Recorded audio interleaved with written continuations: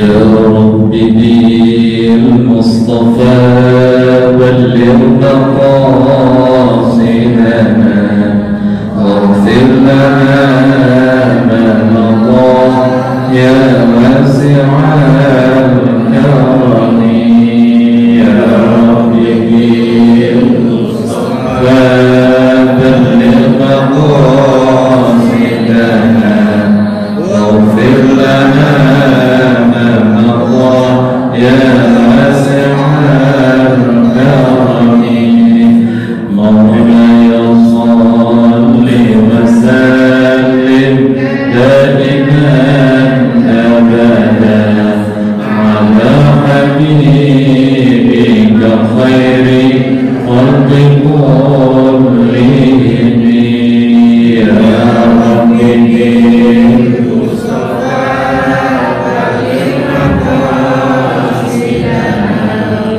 واغفر لنا ما مضى يا واسع كرمي هو الحبيب الذي ترجى شفاعته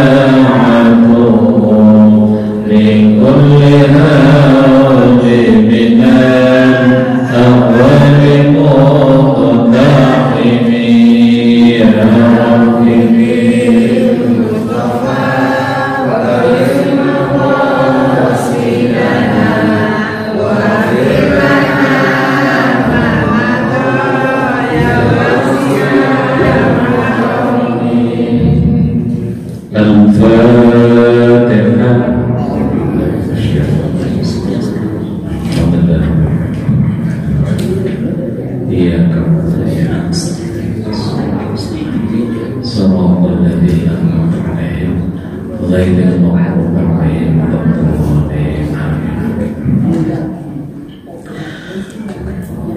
Jamaah sekalian, alhamdulillah kita bisa sholat maghrib berjamaah, dan sekarang kita teruskan dengan belajar bersama-sama fikih.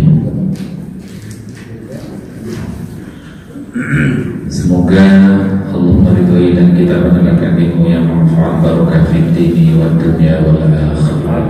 Amin amin amin ya rabbal alamin.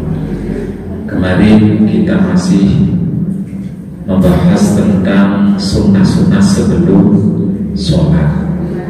Sunnah sebelum sholat ada dua, yaitu apa Pak? Sunnahnya sholat sebelum masuk, sebelum melaksanakan sholat.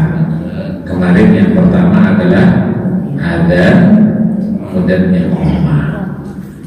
Ini untuk bapak-bapak, tapi ibu-ibu juga perlu tahu, karena ada bagian yang juga memberi kesempatan ibu-ibu untuk memanfaatkan keutamaan adzan.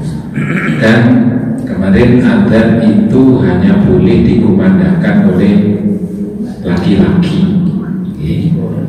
perempuan nggak boleh adzan. Terus hanya untuk sholat fardu.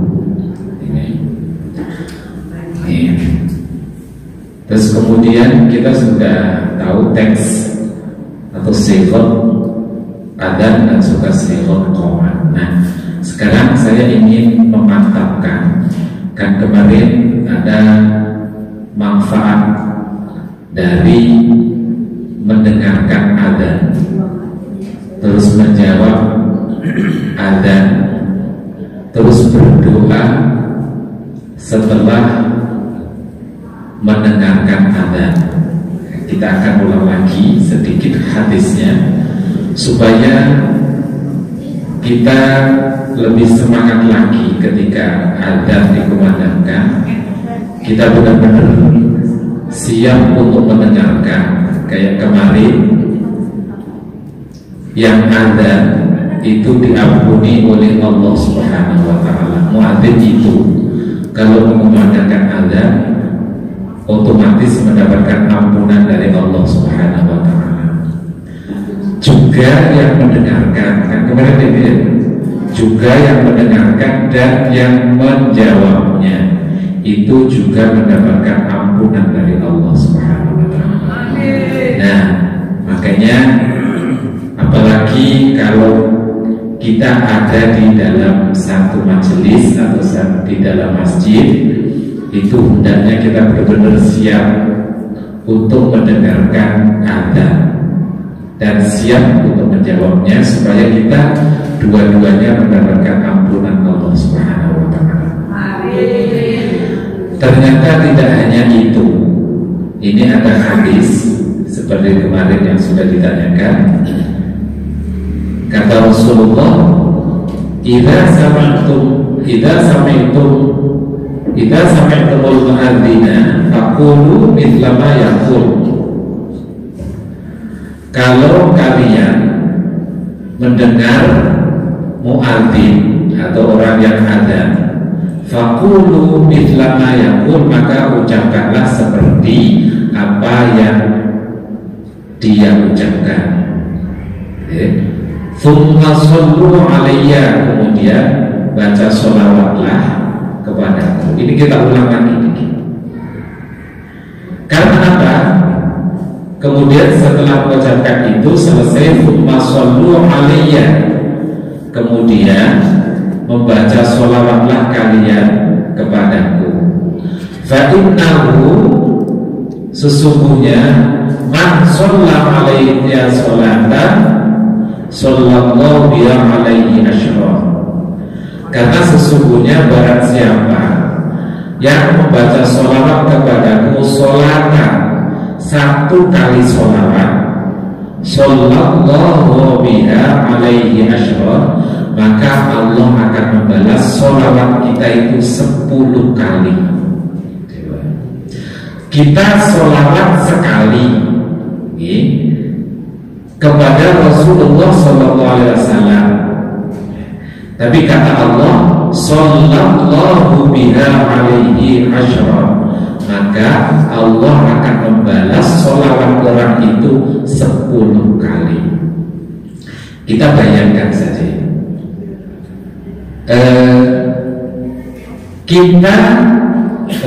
kita dijawab saja oleh Allah, kita sudah senang. Kita bersolawat, solawatnya kepada Rasulullah. Rasulullah makhluk yang paling agung, yang paling mulia, yang paling disayang oleh Allah Subhanahu wa taala. Maka kalau kita bersolawat kepada Rasulullah sekali saja, contohnya sallallahu ala Muhammad satu, itu pasti Allah akan membalas sholawat kita yang satu itu menjadi 10 kali balasan. Nah, coba, makanya saya katakan sholawat kita dijawab oleh Allah Subhanahu wa taala saja, kita sudah senang banget. Kita sudah termasuk orang yang beruntung. Apalagi kalau sholawat itu Allah tambahkan menjadi 10 kali, maka sangat beruntung kita yang mau bersholawat. Itu dijawab oleh Allah seperti itu. Wasilata. Kemudian kalau bisa,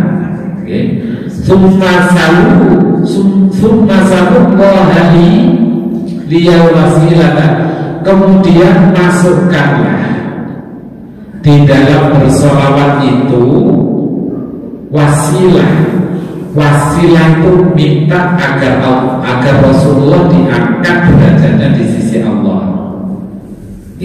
Wasilah itu di dalam bersolawat itu dimasukkan kata wasilah, permohonan agar Rasulullah diangkat derajatnya di sisi Allah Subhanahu wa taala. Fa innaha manzilatun fil jannah. Karena sesungguhnya wasilah itu adalah tempat yang ada di dalam surga. La tambali illa li'alim ibadillah. Wa arju an akuna ana huwa faman sa'ala Allahu wasilata halat ali syafa'ah. Ini yang barang siapa ketika di dalam membaca sholawat itu dimasukkan wasilah permohonan kepada Allah agar Rasulullah diangkat derajatnya di sisi Allah Subhanahu wa taala, maka kata Allah halat, kata Rasulullah halat alaihi syafa'ah, maka wajib orang itu nanti mendapatkan syafaat Rasulullah sallallahu alaihi wasallam. Nah, sekarang hadis satu lagi ini doa ketika kita habis azan. Ini mestinya harus pada hafal. Ibu-ibu mau bapak-bapak semuanya harus hafal. Kalian ini itu. Ini yang dimaksud hadis tadi. Setelah habis sholat kita membaca sholawat, dan di dalam sholawatnya itu ada wasilah, ada permohonan agar Rasulullah diangkat derajatnya oleh Allah Subhanahu wa taala. Kalau ada itunya maka halat alaihi syafa'ah, maka orang yang membaca doa setelah azan tadi wajib di akhirat nanti mendapatkan syafaat. Jadi sudah ada jaminan kita akan mendapatkan syafaat dari Rasulullah SAW kalau setiap habis mendengarkan azan kita baca doa habis azan. Coba ini halal, dijamin. Padahal kalau di akhirat itu nanti yang kita butuhkan ya syafaat Rasulullah itu. Semuanya gak ada yang bisa menolong memberi syafaat dari mulai Nabi Adam sampai Nabi Muhammad selain Nabi Muhammad Sallallahu Alaihi Wasallam. Nah, kita diberi kemudahan oleh Allah Subhanahu Wa Taala dengan kita mempunyai Nabi yang sangat mulia yang juga diberi keistimewaan untuk bisa memberi syafaat. Nah, orang yang akan diberi syafaat oleh Rasulullah SAW nanti itu adalah orang yang setiap habis mendengar azan membaca doa azan, apapun doanya. Ini Pak, ini anna Rasulullah SAW qala hina yasma'un nida, kata Rasulullah barang siapa ketika mendengar azan, setelah mendengar azan, yasma'un setelah mendengar azan, kemudian mengucapkan Allahumma Rabb hadhihi da'watit tammah was-salatil qa'imah ati sayyidana Muhammadanil wasilata wal fadilah wa ba'athu maqaman mahmudan alladhi wa'adta innaka la tukhliful mi'ad. Kata Rasulullah, halat lahu syafa'ati yaumal qiyamah, kata Rasulullah, wajib lahu baginya, bagi orang yang membaca doa ini, syafa'ati untuk mendapatkan syafaatku yaumal qiyamati, di hari kiamat nanti. Ini doanya simple. Allahumma Rabb hadhihi da'watit tammah was-salatil qa'imah ati sayyidana Muhammadanil wasilata wal fadilah wa ba'athu maqaman mahmudan alladhi wa'adta. Itu aja kalau hadisnya ini. Nah, ini Rasulullah halat lahu syafa'ati yaumal qiyamah. Jadi ini saja sudah cukup. Kan ada yang komplain, Allahumma rabb hadhihi da'watit tammah was-salatil qa'imah ati sayyidana Muhammadanil wasilata wal fadilah wasyarafata wad darajatal 'aliyatar rafi'ah wa ba'athu maqaman mahmudan alladhi wa'adta innaka la tukhliful mi'ad. Ada yang sampai segitu, tapi ini hadis hanya cukup seperti ini, itu bisa, sudah dijamin di akhirat nanti kita orang yang membaca doa ini setiap habis mendengarkan adzan atau setelah adzan, lahu syafaati yaumal qiyamah, kata Rasulullah, baginya wajib pasti akan mendapatkan syafaatku di hari kiamat nanti. Itu harus dihafalkan ini. Kalau belum bisa baca, bisa minta diajarkan oleh saya. Siapa aja banyak, hanya sedikit. Penting banget ini, kan simple. Dapat syafaat tapi mudah. Harus dihafal. Dihafal ya Pak? Insya Allah. Itu ini.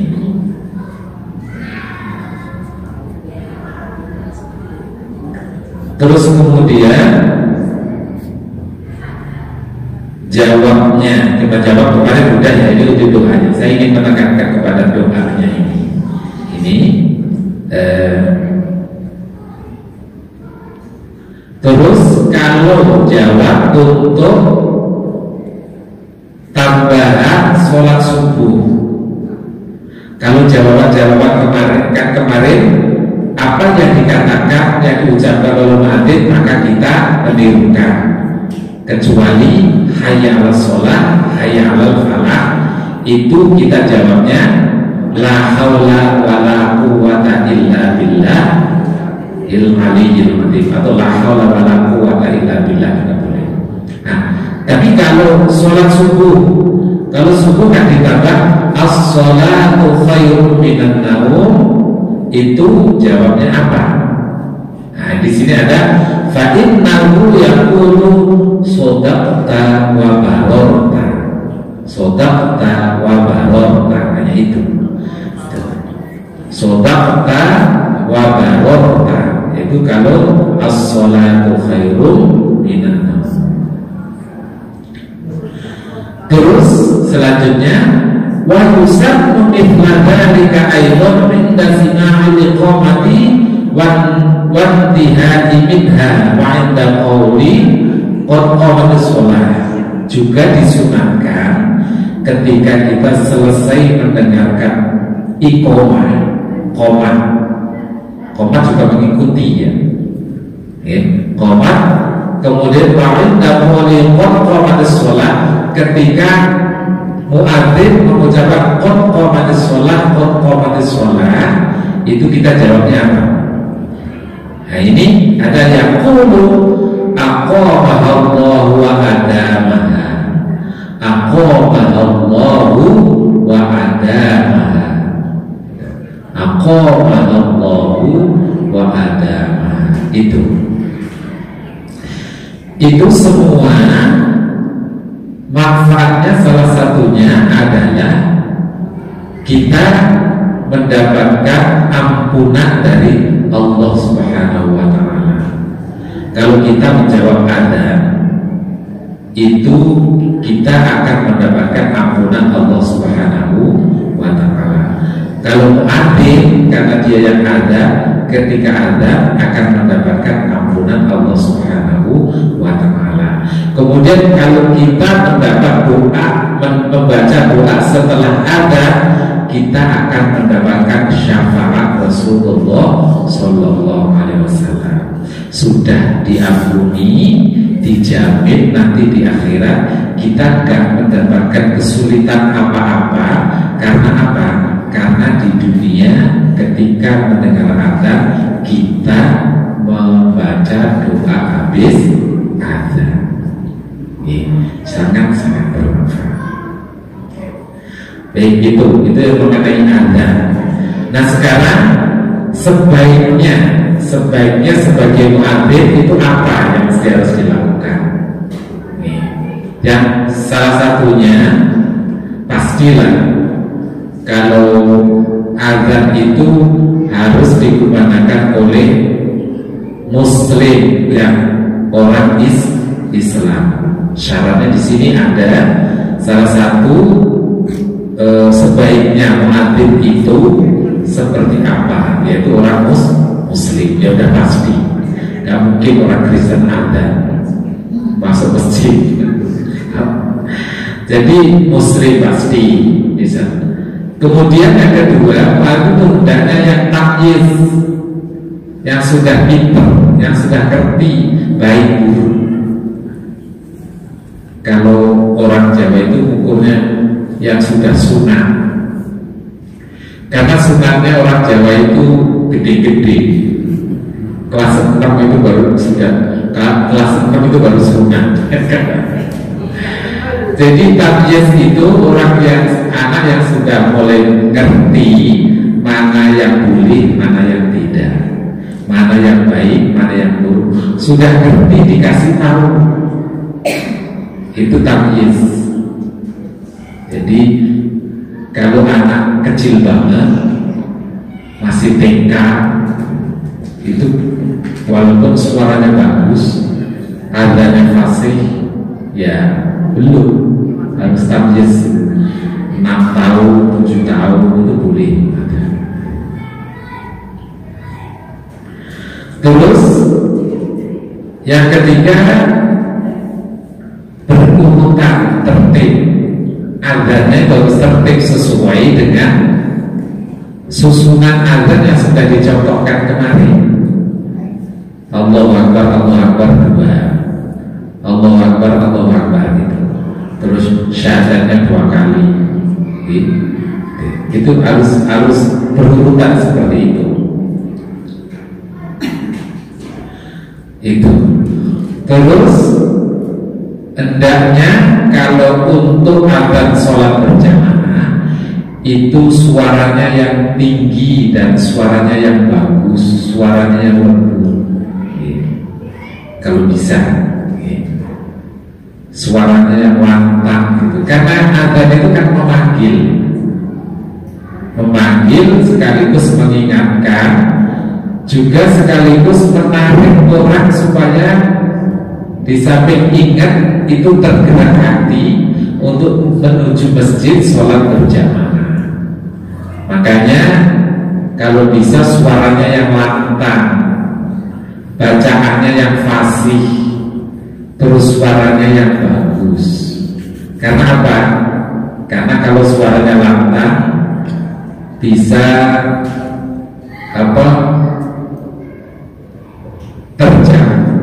jangkauannya itu jauh, orang jadi mendengarkan.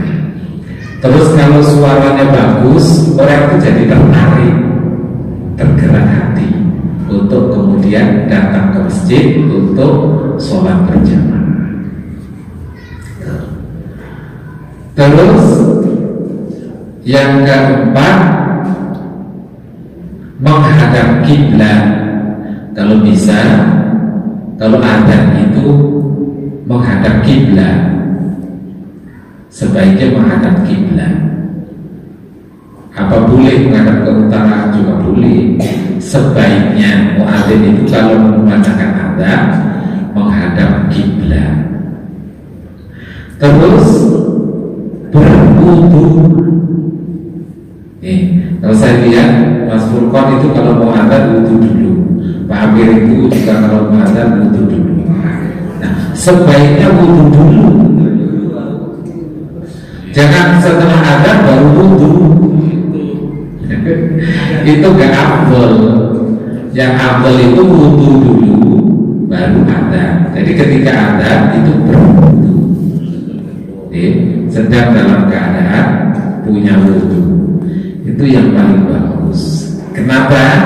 Karena berarti bersih, suci badannya, juga diharapkan suci hatinya, bersih hatinya. Dengan demikian kemudian karena hatinya bersih, maka azan yang dikumandangkan itu memberkahi kepada orang yang mendengarkan. Contohnya umpamanya, mendengar suara azannya Mas Furqan, jadi kemudian tergerak hati untuk datang ke masjid. Atau mendengar suaranya azannya Mas Furqan itu hati menjadi tenang. Itu bisa seperti itu. Itu yang bisa seperti itu hanya kalau itu tadi dipersiapkan dengan lahir batinnya bersih. Itu benar, bisa seperti itu. Ada adat yang suaranya bagus tapi gak menyentuh hati. Ada suaranya yang biasa-biasa saja tapi bisa menarik orang banyak. Apa itu sebabnya? Ternyata tidak hanya suara tapi hati itu penting. Jadi ketika adzan itu ya harus siap lahir batin untuk beradzan. Supaya apa? Supaya banyak memberi manfaat barokah kepada orang yang mendengarkan adzan. Ya itu. Jadi tidak hanya sekedar memanggil, tidak hanya sekedar beradzan, tapi bagaimana adzan kita itu benar-benar bisa mengingatkan, menyadarkan, dan menarik orang untuk sholat, apalagi kemudian pergi berjamaah ke masjid. Itu juga, jadi tidak hanya sekedar. Makanya kenapa disuruh menghadap kiblat, disuruh berwudu, suruh ikhlas gitu. Itu ya itu karena adzan tidak hanya sekedar memandangkan kalimat adzan, tapi bagaimana menarik orang supaya orang itu mau sholat, apalagi sholat berjamaah di masjid. Ya. Jadi ternyata kalau fikih adzannya itu penting banget untuk mempersiapkan adzan itu. Karena apa? Karena adzan itu kan memanggil orang supaya sholat, apalagi sholat berjamaah. Sholat adalah ibadah yang paling utama di antara ibadah-ibadah yang lain. Seperti yang kemarin kita sampaikan, kalau orang itu ke masjid terus kemudian mau sholat berjamaah, karena adanya Mas Furqon itu dapat pahala orang yang di rumah tadi tidur-tiduran terus bangun wudu pergi ke masjid sholat, tumpuk-tumpuk pahalanya. Amin. Banyak banget pahalanya, banyak banget. Itu jadi kan dari rumah tadinya tidur-tiduran dengar adzan langsung bangun ambil air wudu. Bangunnya mau ke masjid itu Mas Furqon sudah dapat bagian, dapat pahalanya bangun. Terus bangun, setelah bangun wudu dapat juga pahalanya mau berwudu. Setelah wudu melangkahkan kaki menuju ke masjid, langkah-langkahnya itu Mas Furqon juga dapat bagian. Terus sholat di masjid, sholatnya dapat bagian, ke masjidnya, di masjidnya itu juga dapat bagian, sholatnya nanti juga dapat bagian. Itu kalau satu orang. Ya masa ada yang datang, yang sadar hanya satu orang, yang respon hanya satu orang, gak mungkin kan? Pasti ada yang lebih dari 3 orang. Kalau hanya yang respon satu orang, nah itu tadi dipertanyakan persiapan adzannya, lahir batin apa enggak, kok enggak menarik banget adzannya. Itu kalau itu.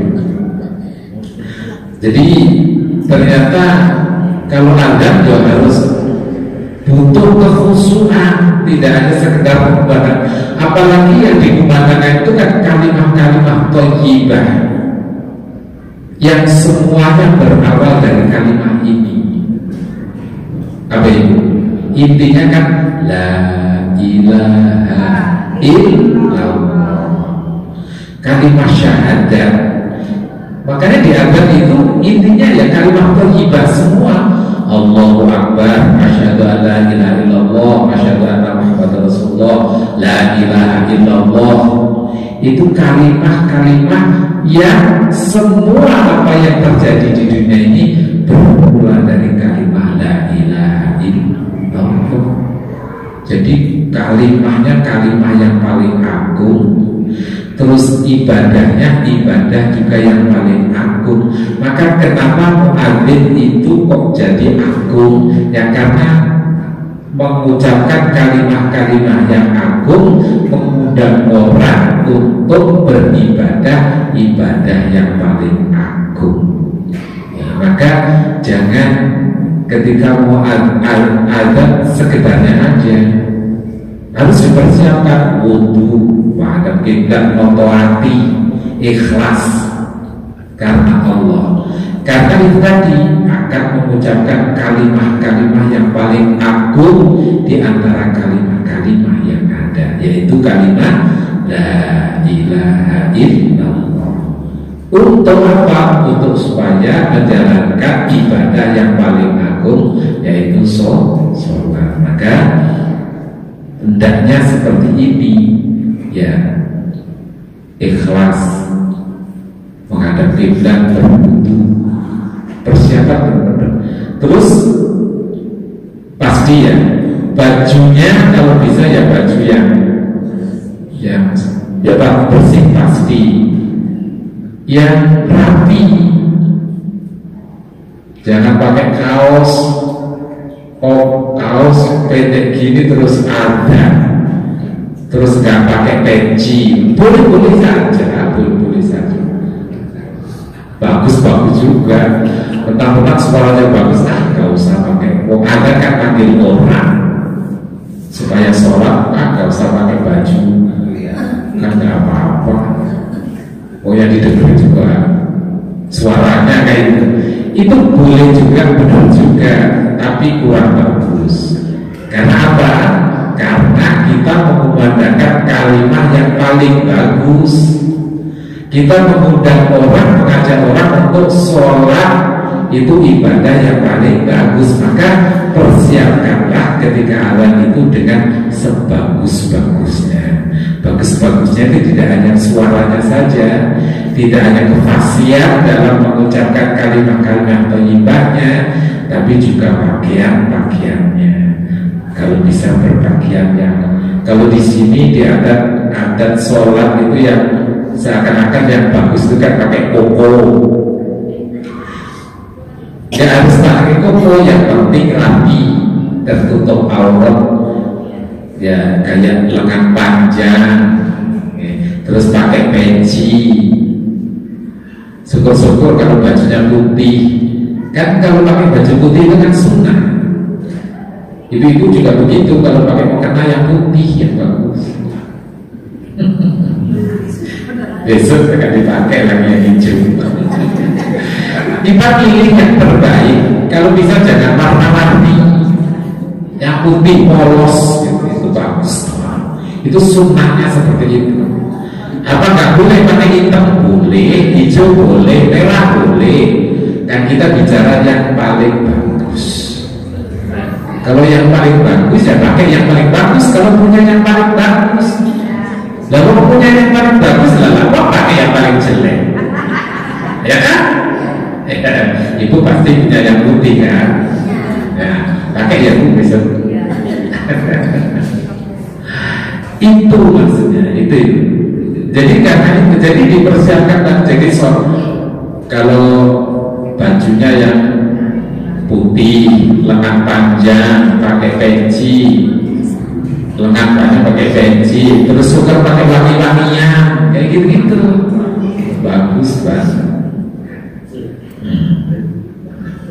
Terus ini berwudu tadi ya, terus berdiri. Kalau ada sebaiknya berdiri, berarti duduk boleh. Anda sambil duduk di situ boleh. Kalau saya orangnya berdiri nggak kuat lama, adanya pakai duduk boleh. Tapi kalau mampu berdiri, sebaiknya berdiri. Ya, sebaiknya berdiri. Jadi azan itu sebaiknya berdiri, jangan duduk. Terus ini ada menoleh ke kanan, menoleh ke kiri, menoleh ke kanan ketika hayya al-sholah, menoleh ke kiri ketika hayya al-falah. Itu kan makanya kalau kita ada yang ada kalau hayya 'alas shalah itu nengok kanan ya. Terus hayya 'alal falah nengok kiri. Itu memang disunahkan supaya nanti suara itu merata. Orang yang kanan mendengar, orang yang kiri mendengar. Terus balik ke tengah. Tetapi kalau itu tujuannya ya, tapi kalau mengikuti memang ini anjuran Rasulullah dulu, teknya seperti itu, ya nggak apa-apa. Kalau memang alasannya supaya orang yang sana mendengar, yang si mendengar, nah sekarang sudah pakai toa, ya, toanya udah diarahkan ke sana, arahkan ke sana, arahkan ke sana. Jadi orang yang jauh itu sudah pada mendengar azan. Kan diharapkan itu kan, ya, mendengar semuanya, kayak gitu. Jadi azan tidak sembarangan azan. Kayak seperti orang yang jadi imam itu juga nggak sembarangan. Tidak ada bacaannya yang bagus, tapi diantaranya kayak kemarin kan sudah kita bahas, yang mengerti tentang fikih adzan itu harus dimiliki oleh seorang imam. Terus harus mengerti fikih berjamaah, jamaah itu bagaimana supaya imam itu bisa ngatur jamaahnya seperti apa. Juga itu. Jadi ngerti fikih adzan, ngerti fikih sholat berjamaah, terus pastinya ngerti untuk sholat lima waktu itu imam. Nah kalau muadzin sebaiknya seperti ini, suaranya yang lantang dan fasih, terus kemudian ikhlas kalau beradzan, terus mempersiapkan diri lahir batinnya itu benar-benar siap, benar-benar dijaga dari pakaiannya, dari hatinya itu dijaga benar supaya nanti adzannya itu bisa memberkahi, menarik kepada orang-orang yang mendengarkan adzan. Ini sekedar tambahan tadi, memang sengaja diulang ini supaya kita tambah semangat ketika mendengarkan adzan dan menjawab adzan serta berdoa setelah adzan, biar kita mendapatkan ampunan Allah Subhanahu wa taala dan di akhirat nanti kita mendapatkan syafaat Rasulullah sallallahu alaihi wasallam. Amin ya rabbal alamin. Kurang lebihnya mohon maaf. Assalamualaikum